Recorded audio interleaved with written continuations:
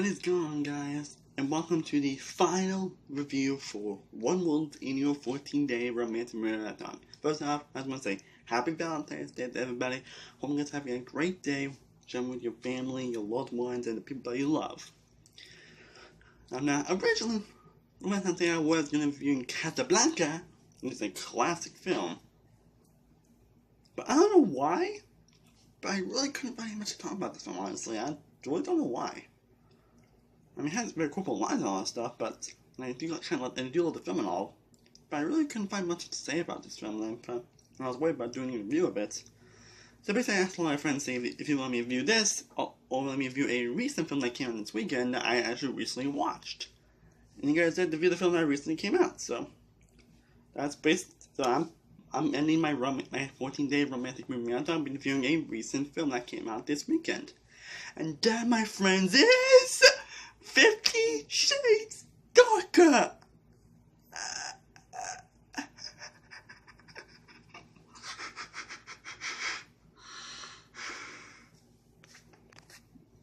So 50 Shades Darker is directed by James Foley and stars Dakota Johnson, Dornan, Eric Johnson, Kim Masker, a lot of people, and it is the sequel to the very critically acclaimed and very much beloved 50 Shades of Grey, which comes on a lot of people's very high on their best list. When not, it was critically panned, it was hated by many, and it was a lot of people's high on the worst film. It was my number 2 worst film in 2015, behind Fantastic. And of course, we only get 2 more films in the franchise, of course. And this film takes place right after 50 Shades of Grey, where you guys know they 2 broke up, at a few scenes, they meet again at a party, and they get back together, and that's, honestly, that's literally it. That is literally the entire movie. Okay, I mean, that is literally the entire movie. Oh, man. I'm gonna take my glasses for this one. Now, of course, I wasn't looking forward to this one in the slightest. I mean, of course, I wasn't. Excuse me. Like I said, 50 Shades of Grey was my second worst film of 2015. And not only that, it's also one of the absolute worst romance films I have ever seen. Like, seriously. Oh my god. And that film had terrible characters, terrible dialogue, terrible performances, terrible sex scenes. The only good thing I take away was the soundtrack. Everything else, though, was pretty terrible. Pretty terrible. Of course, I knew I got 2 more films, and one sequel on the trailers released. Did not like them whatsoever. But despite me not playing, it actually was my least anticipated film of 2017, which, I mean, it's probably everybody's least anticipated film of the year. I still went into 50 Shades Darker with an open mind. I mean, I always go to all films with an open mind. I mean, because there's always those films that have really terrible trailers that end up surprising me. For example, last year, Basinger Baby, that film really surprised me. So maybe it's not going to surprise me as well. I know it's going to be done, but yeah, I still wonder when an open mind, like, I don't know what to expect. I mean, I can't expect this film to actually be worse than 50 Shades of Grey. I mean, it had to do a lot to be worse than that film. I ended up watching this after the Walking Dead on Sunday review. My review of the episode will be up tomorrow, by the way. And after watching Shades Darker, all I gotta say,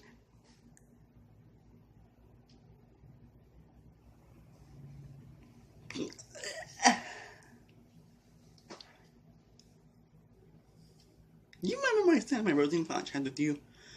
Well, I thought there was gonna be any film that was gonna be that film, Roseanne Flash chapter, as my worst film in 2017, because that film was so atrocious and god awful that I thought there was no film, not even this film, would be it. Well, guys, I was wrong. I was so wrong. And guess the 50 Shades Darker might be my first film of the year. I'm not sure about that, honestly. But, and yes, this film is worse than 50 Shades of Grey. Yes, it's worse than that. And I never thought that this got to be worse. Like that, it had to do so much to be worse. Guess what? It is worse. It's like they weren't even trying with this film. But, like, not any actors and directors and the writers didn't put no effort. And this director's actually good, pretty talented. I mean, he directed that movie called Glenn Ross, which was actually a pretty great film. But then again, he also directed Perfect Stranger, which was a terrible film. So, yeah.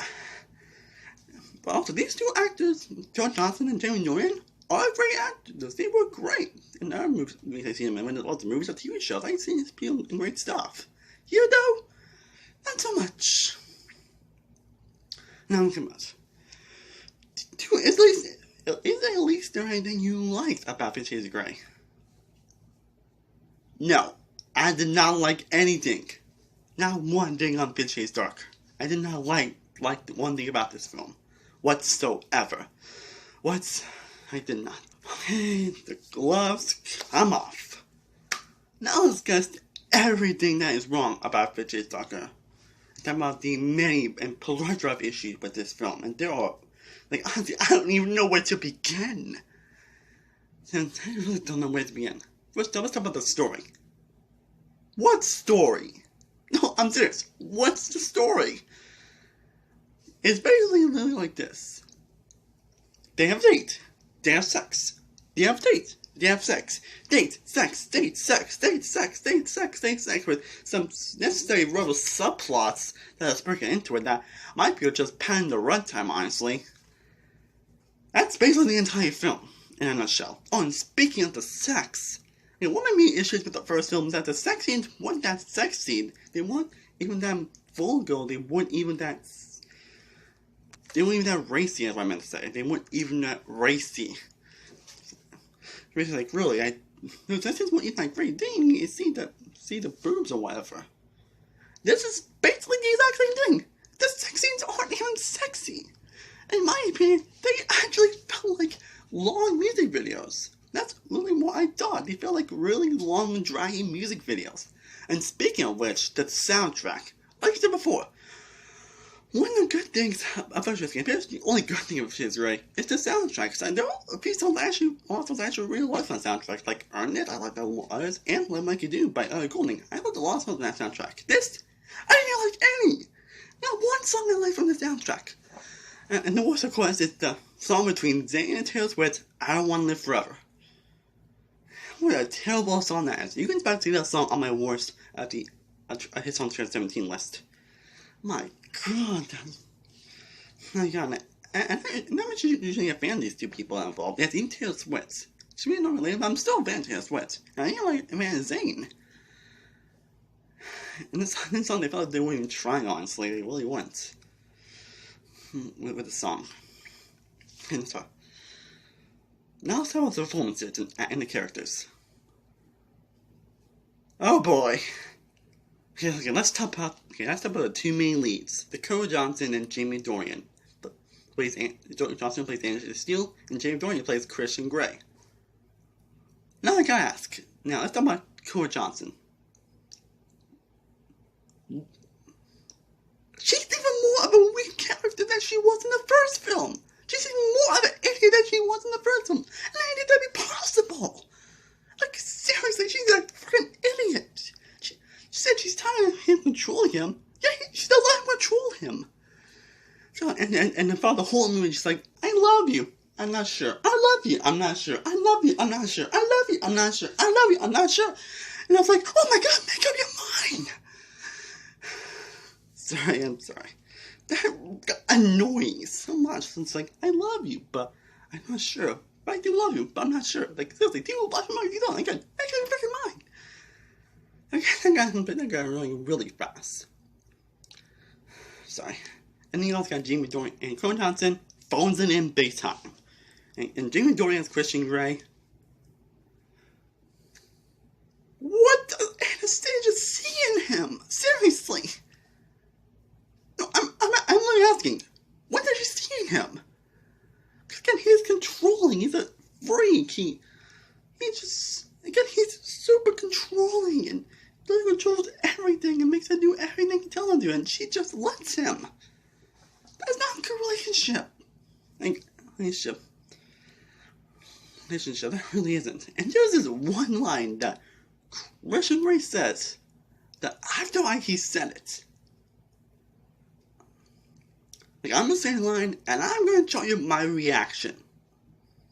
He basically says, for once, do what you're told. And I'm gonna try my reaction.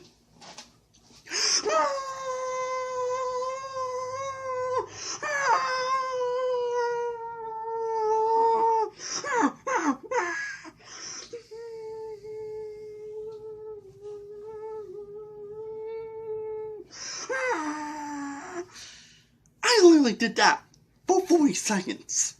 I'm not joking. You wanna know why that only pissed me off? Because she has been doing what you tell them, and that makes her character also a freaking idiot. And it was because of that, these two have no chemistry.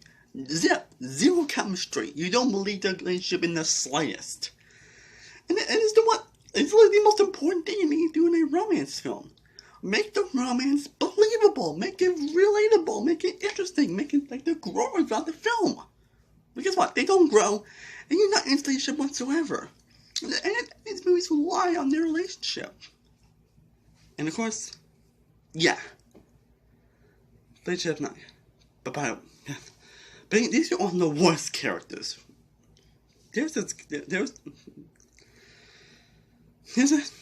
The worst character is Anastasia's boss, Jack.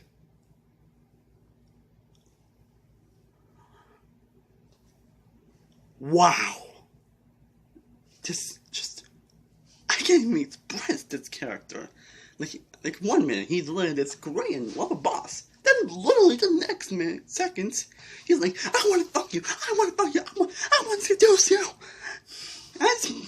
He's so over. He is like one of the most over the top and cartoonish people I've ever seen on film. I'm serious. Serious. It's just I really can't even say. Like I really can't explain how much I hate this character. Honestly. And it's also Kim Basinger, who is completely wasted in this film. Completely wasted. And she followed this supernatural subplot, whatever, which, by the way, that all brings me into my next issue. The plethora of subplots that don't feel necessary. Like, all these subplots, like, don't really feel that necessary, or make the film that interesting, I feel like the subplots just padding their runtime. And in subplots, I didn't care one whatsoever. Like, you know that supernatural element they kind of hinted at the trailers? Like, they kind of hinted at, like, supernatural thing involving this girl that Christian used to fall in love with? Well, guess what? It's barely in the film. Yeah, it's barely in the film. At least, I think at least like 2 scenes this thing is mentioned. And then it's never brought up again. And now let's bring me to another issue. All these subplots are meant to add tension between Anastasia and Christian.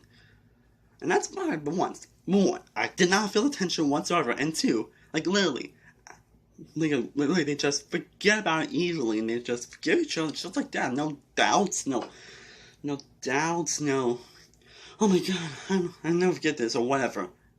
And most tension moments aren't even that long, and they don't really do much, and they're just resolved just like that. Middle thing. But here's a question. If you're just going to resolve it just like that, why put it in the film in the first place? Seriously. Oh, and there's also this plane crash scene near the 3rd act, which is probably one of the most unintentionally hilarious scenes I have ever seen in a film. I am serious. This scene made me laugh so hard unintentionally. And this is a scene I feel is going to piss people off, make them laugh, or do both. Let's go. Because not only was it unintentionally hilarious because that's how the scene happened, it's basically the after credit scene. He comes back unharmed, no scratches, and no explanation. I was like this. You have got to be kidding me! I really had that reaction, and the unintentional laugh didn't really stop there. And also much of the editing is horse shit. The score is horse shit. The directing is horse shit. Almost literally everything about the movie is horse shit. Yeah, I'm saying, yeah, this movie is literally horse shit. And by the way, that ending, I was really like this. Give me a freaking break. Like I said, I really don't want to talk about the ending. I really don't want to. So I'm not going to say what the ending is. And I'm sure you guys, a lot of you guys have seen it, you guys know what I'm talking about. But this ending, it really pissed me off. It really not only pissed me off, but it's just, it really made me furious. I was going to mention, because there's no really plot or anything, this film is painfully boring, as nothing of intrigue happens, and Again, let me say this. I fell asleep watching this film twice. Yes, I fell asleep watching it twice.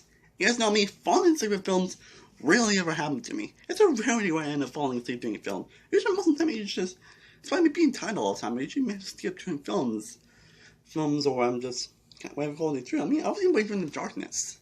Darkness, a lot of bad films that were released last year. I think the only time I fell asleep from films last year were Max Steel, Shut In, How to Be Single, which is another film starring Dakota Johnson, and The Choice. Those are the only films I fell asleep watching. Yeah.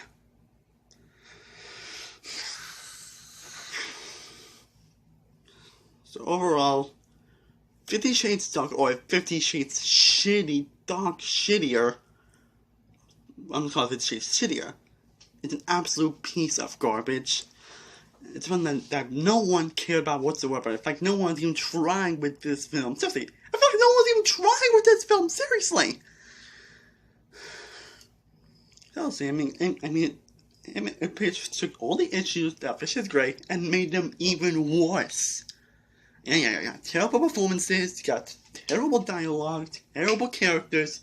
Now, even worse than the one in the first film. Terrible direction, terrible editing, a terrible soundtrack, terrible sex scenes, a terrible ending, and terrible subplots, and terrible... This film really pissed me off. Now see, is this worth the final chapter? I don't think I'm not sure about that. These two are tied, actually. For my worst film of the year. I'm saying, these two are definitely somewhere on my top 10 worst films of the decade. I'm serious. And saying, I am definitely glad this film, but there was no more box office, because I did a little bit pissed. Thank you, Lego Batman, despite my family, no, I still need to see, for taking them one in the box office. Thank you. Yeah, Lego Batman and John Wick 2. Two great and awesome. John Wick 2. Two films. And John Wick Chapter 2 was awesome. And Batman 2 I heard was awesome. Two films that should be seen instead of this film. That's all. And this is definitely not a person to watch for your Valentine's Day. You want to know a good romance film to watch? You can better watch all the other romance films I reviewed, well, except Twilight. All the other romance films I reviewed are perfect examples to how to do a romance film right. So perfect examples how to make a great romance. I'm serious. Of course, again, 50 Shades Darker, 50 Shades Shittier. It's not worth your time. Why bother with this? Anyway, without a question, gets a 0 of an F. And we have one more film left. God help us. I got a little angry there, guys. This film just really pissed me off. Anyway, that's my review for Shades Shittier. If you sadly have seen this film, would like to know your thoughts down below. We'll really appreciate your thoughts.